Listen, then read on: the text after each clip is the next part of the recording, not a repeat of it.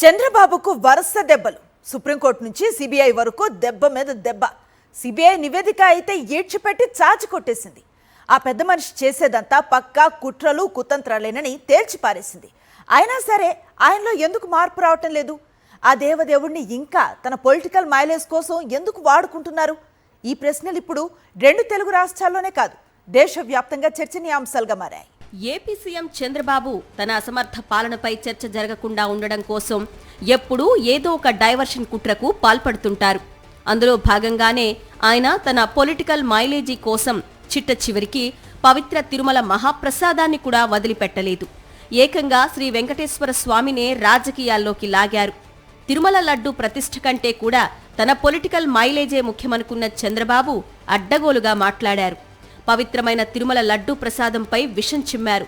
అందులో జంతువుల కొవ్వు కలిసిందని ముఖ్యమంత్రి అనే విషయాన్ని మర్చిపోయి మాట్లాడారు. దేవుని దగ్గర పెట్టే ప్రసాదం అపవిత్రం చేసే విధంగా ఓసారి బాధేస్తుంది. నాసి రకమైన ఇంగ్రీడియంట్సే కాకుండా ఎనిమల్ ఫ్యాట్ కూడా వాడారని, ఏది గీకు బదులు ఈరోజు స్వచ్ఛమైన గీదెమన్నాం. అసలు చంద్రబాబు ఇలా అర్థం పర్థం లేకుండా ఎందుకు మాట్లాడారో చూద్దాం. మహాప్రసాదం లడ్డూపై చంద్రబాబు మాట్లాడిన మాటల కంటే ముందు బుడమేరు వరదలకు విజయవాడ మునిగిపోయింది. చంద్రబాబు చేతకాని అసమర్థ పాలన వలన ఆ వరదల్లో దాదాపు 60 మంది మృత్యువాత పడ్డారు. లక్షల మంది ప్రజలు 5-6 రోజుల పాటు వరద నీటిలో నుంచి బయట పడలేక అల్లాడిపోయారు. చివరికి ఆయన నివాసం ఉండే కరకట్ట కొంప కూడా వరదలో మునిగింది. చిన్న విపత్తు వస్తేనే పాలన చేయటం చేతకాక చేతులెత్తేసిన చంద్రబాబు గురించి దేశవ్యాప్తంగా విమర్శలు వచ్చాయి. దీన్నుంచి బయటపడడానికి టాపిక్ డైవర్షన్ కోసం కుట్రకు దిగారు చంద్రబాబు. ఏకంగా కలియుగ ప్రత్యక్ష దైవం వెంకటేశ్వర స్వామిని వాడుకున్నారు. స్వామివారి ప్రసాదమైన తిరుమల లడ్డూపై విషం చిమ్మారు. ఆ పవిత్ర లడ్డూలో జంతువుల కొవ్వు కలిసిందంటూ అడ్డమైన కూతలు కూశారు. దీంతో రాష్ట్రంలోనే కాదు, ప్రపంచవ్యాప్తంగా ఉన్న కోట్లాది మంది భక్తులు షాక్ తిన్నారు. బుడమేరు వరదలను, తద్వారా జరిగిన అపార నష్టాన్ని, చంద్రబాబు అసమర్థ పాలనను పక్కన పెట్టి లడ్డూ గురించి మాట్లాడుకోవడం మొదలుపెట్టారు. చంద్రబాబుకు కూడా కావలసింది అదే. తాము గతంలో తిన్నది జంతువుల కొవ్వుతో కూడిన లడ్డూలా అని ప్రజలు బాధపడుతుంటే డైవర్షన్ డైనోసార్గా పేరుగాంచిన చంద్రబాబు, ఆయన అనునాయులు తమ పాచిక పారిందని తెగ సంతోషించారు. అదే సమయంలో తాను సనాతని అని చెప్పుకుంటూ డిప్యూటీ సీఎం పవన్ కళ్యాణ్ కొత్త అవతారం ఎత్తారు. వెంటనే చీపురు తీసుకొని ప్రాయశ్చిత్త దీక్ష పేరుతో కనకదుర్గమ్మ ఆలయ మెట్లు కడిగినట్లు నటిస్తూ కెమెరాల ముందు పోజు కొట్టారు. నటించటం బాగా అలవాటైన ఈ రీల్ హీరో ప్రజల ముందు కూడా నటించేందుకు ప్రయత్నించారు. ఈ వ్యవహారం మరింత ముదిరిపోయి తీవ్ర రూపం దాల్చటంతో టీటీడీ మాజీ చైర్మన్ వైవి సుబ్బారెడ్డి సుప్రీంకోర్టును ఆశ్రయించారు. ఆయనతో పాటు బీజేపీ సీనియర్ నేత సుబ్రహ్మణ్య స్వామి కూడా సుప్రీంకోర్టులో పిల్ వేశారు. వీటిపై విచారించిన సుప్రీంకోర్టు విచారణకు ఆదేశించింది. లడ్డూలో జంతువుల కొవ్వు కలిసిందో లేదో తేల్చి చెప్పాలని సిబిఐని ఆదేశించింది. దీంతో రంగంలోకి దిగిన సిబిఐ 14 నెలల పాటు క్షేత్రస్థాయిలో విచారణ జరిపి తిరుమల మహాప్రసాదం లడ్డూలో జంతువుల కొవ్వు ఏమీ లేదని తేల్చి చెప్పింది.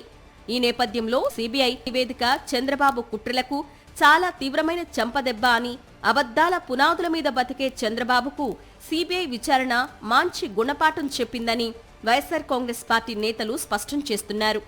ఎక్కడ జంతువులు కోవగలిసింది చంద్రబాబు?